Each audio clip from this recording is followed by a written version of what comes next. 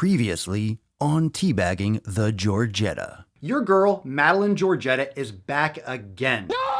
It's important to question our use of fitness tracking devices. Do we need them? Do they help us? Or do they cause us more stress and negatively impact our self-worth? Delete MyFitnessPal and try not to look at the calorie information on labels. Throw out your diet books or donate them to charity. So she wants you to delete a free fucking app and purchase her app as she tags it just above this comment, which is $20 a month. The following program is rated TV MANOC. It contains a big pair of nuts directly on your chin. It is intended only for mature audiences. Viewer discretion advised.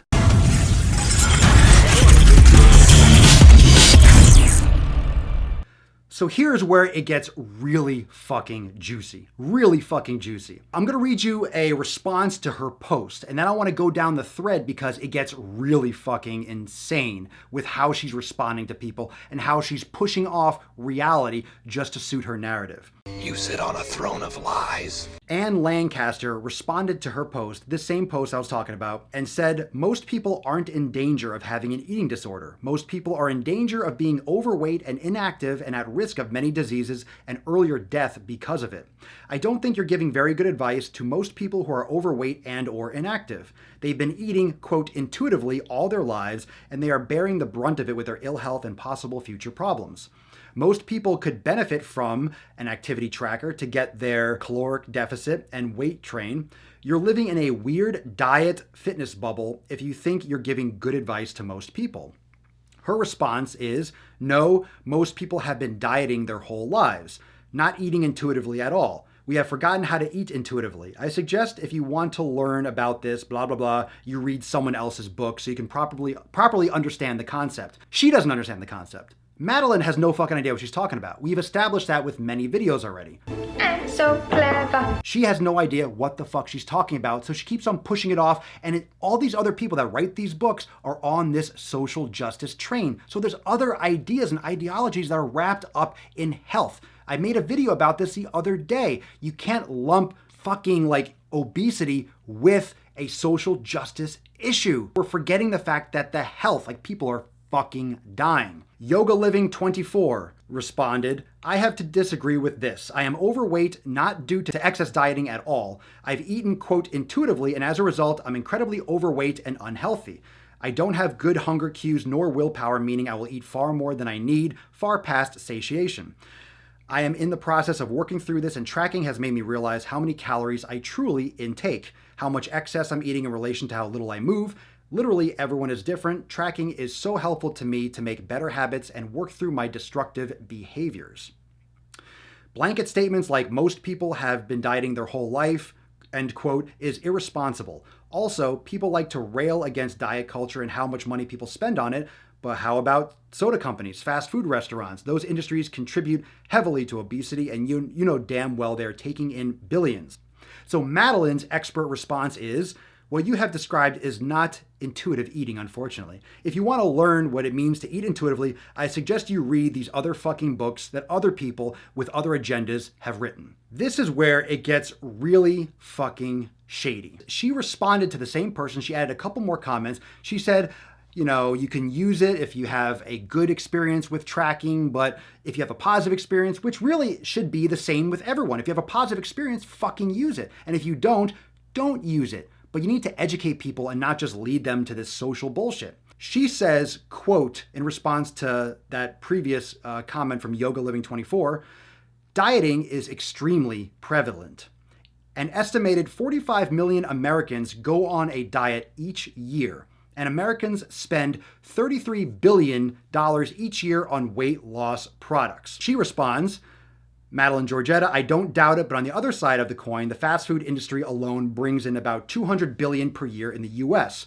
And here's where it gets extremely fucking juicy, because our boy, Alan Roberts, over at Every Damn Day Fitness, who has made videos on Madalin Giorgetta before too as well. So we've been kind of like going after similar topics, and he's done so much content on obesity. So make sure you go follow and subscribe to his channel if you're not already. And she has me banned, so I'm looking at this from another account, and I noticed that he is in the comments here with his second account because he was banned as well, which is fucking hilarious. She can't take criticism, especially when she's fucking wrong, because it'll affect her bottom line, of course. So he responds, he jumps in and says, Madalin Giorgetta, Americans spend approximately $245 fucking billion on type 2 diabetes each year and another approximately $100 billion on other obesity issues. What else you got? So she originally came out with $33 billion on weight loss products. What do you think is worse? $33 billion on weight loss products or $350 billion on type 2 diabetes and associated obesity-related issues? Fucking slam dunk. That's why we're raging about it so much, because it's fucking brutal. So she responds, Alan Roberts, I don't have anything for somebody who doesn't want to engage in a meaningful conversation. What the fuck is she talking about? This is what he said again. Americans spend approximately $245 billion, blah, blah, blah. What else you got? That's not a meaningful conversation? You mean facts? Oh, I forgot. No facts allowed, fam. No science allowed here. No facts allowed here, fam. No facts. You got numbers? Get the fuck out. Get the fuck out. You're not welcome. Alan, diet culture motherfucker. Can't even keep a straight face. She feels like facts attack her. If you want to have a fair, respectful conversation, you can DM me. And I'm sure she wants him to DM her so she can keep it off her main page, so no one else sees it, because she's going to get smashed. So someone else responded right after that. Pretty sure he's being respectful and meaningful facts. Pretty sure he's speaking respectful and meaningful facts. That's all they are. And facts are not emotionally tied, okay? That's what a fact is. It doesn't have an emotion attached to it. A fact is a fact is a fact. Just like a dumb motherfucker is a dumb motherfucker is a dumb motherfucker. Does that make sense, Madalin? He is not being rude. He is stating a fact that blatantly destroys your approach, and you can't fucking handle it. So Alan responds, that was meaningful and just as respectful as you were speaking to the person you quoted about the spending on fitness. The simple fact the valid number you gave is about 1/10 the combined valid numbers I gave doesn't make them disrespectful. Right on. As for a DM conversation, we can discuss facts, statistics, and viewpoints right here. You put information out in public. What is the harm in people seeing valid, statistical, provable counterpoints? Like, smashed already. She's afraid to have the conversation in the open. She responds, we were in a conversation together already. That was not the first thing I opened with. We were having a fair conversation prior to this. If you read the whole thread, you would see this. When you respond to someone in your comments, and Madeline, let me help you out. I'll explain how Instagram works, which is shocking because you have 1 million fucking followers. When someone drops a comment, anyone can reply to that comment. That's what a conversation is. And on a public forum, that's what you want to happen. It's called engagement, post-engagement. You can Google that if it's a little bit complicated. Engagement. I mean, you can Google that spelling too. This is what happens on Instagram. Anyone can reply because if you just drop another comment, you don't know who you're answering to. So you reply to that person's comment and other people can get in on the conversation. So she goes on to add about posting in the comments because he doesn't want to go to DM because he feels like it should be open, which it should be. She doesn't want to do it in the comments because, quote, it's a pain in the ass. You can screenshot DMs if you like. I'm not going to make things up about you. However, if it's a DM, it could be photoshopped and you could bias things. If it's out in the open, you can't hide jack shit. She's just caught off guard because he came at her with a second account, which I'm sure is probably blocked at this point anyway. So the best screen name in the world leaves a response, Jabroni Pepperoni. This is a fucking amazing name. It just seems like you're avoiding the question, Madalin. I don't believe it was unfair or disrespectful because it wasn't. It was factual. So Madalin responds to Jabroni Pepperoni, I'm not. I'm just busy and I have hundreds of comments, so I can't possibly engage in a conversation in a comment thread as she's engaging in a conversation in a comment thread because she posts a couple more times, as you'll soon see. Like a brick wall. You're gonna trust someone That's why she's passing it off to these other social justice people, because there's nothing upstairs. It's like a hamster on a fucking wheel. Ghost town. So Alan responds, Madalin, yes, on an open public forum. So I put other facts to go alongside your facts. That is not disrespectful at all. Now, why would you think it is good advice to avoid knowledge of the caloric density of the food they are ingesting? She responds, Alan, I never said it was disrespectful. I said if you want to engage in a respectful conversation, you can DM me.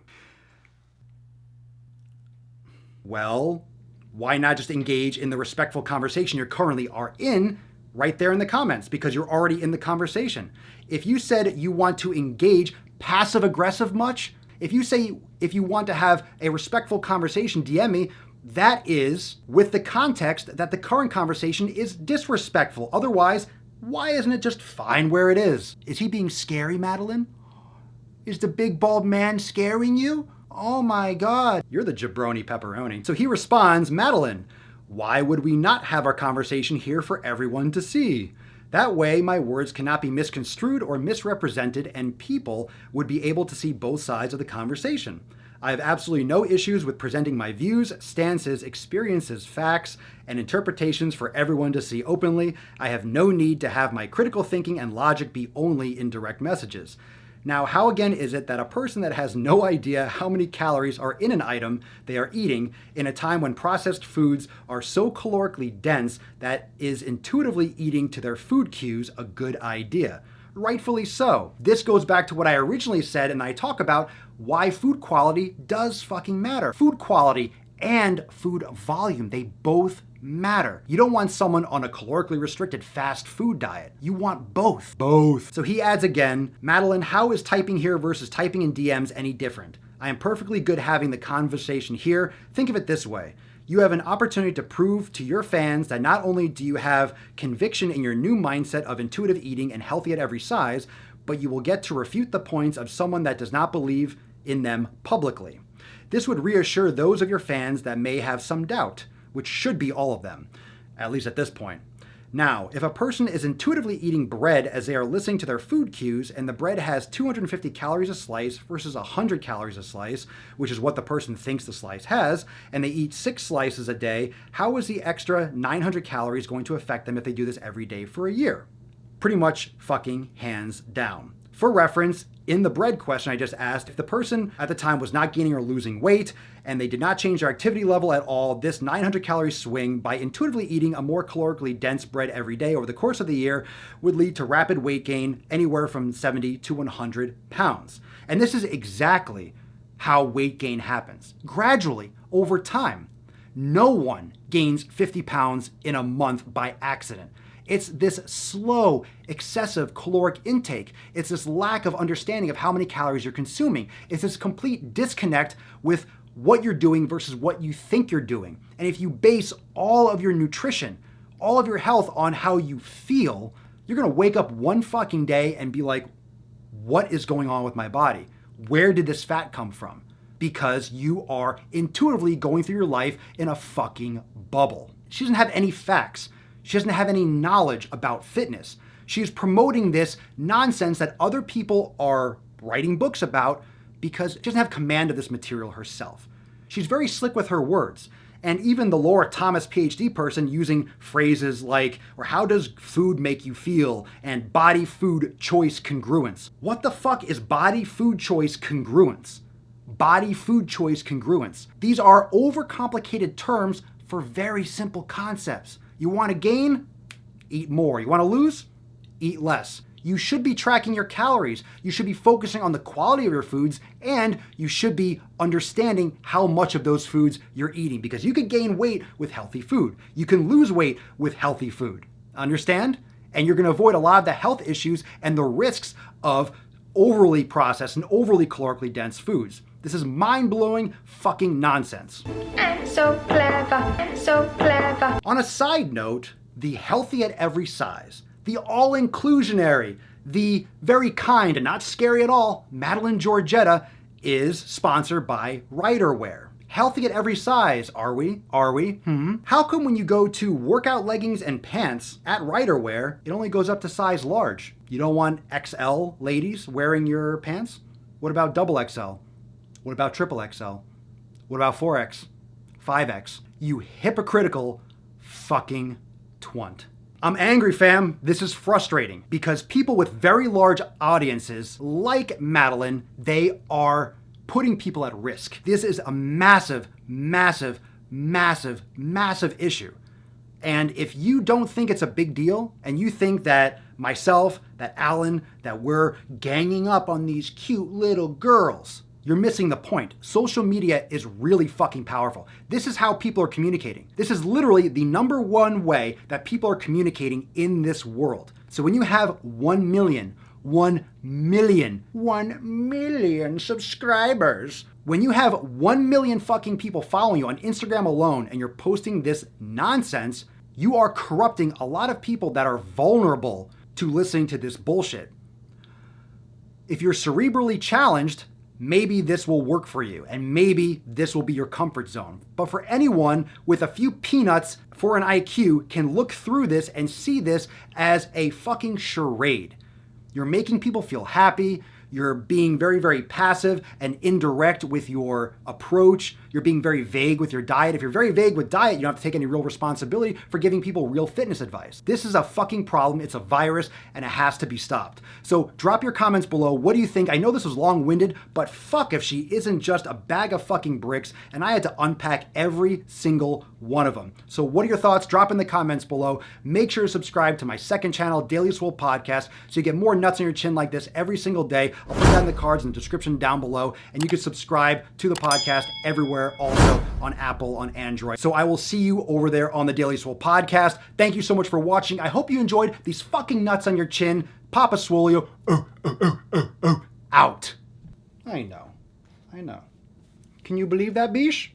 Can you believe that, little Bish? Healthy at every size, my ass. She doesn't want people to track calories. What do you think? Her pants only go up to a large. That's not fair. She's not all-inclusive.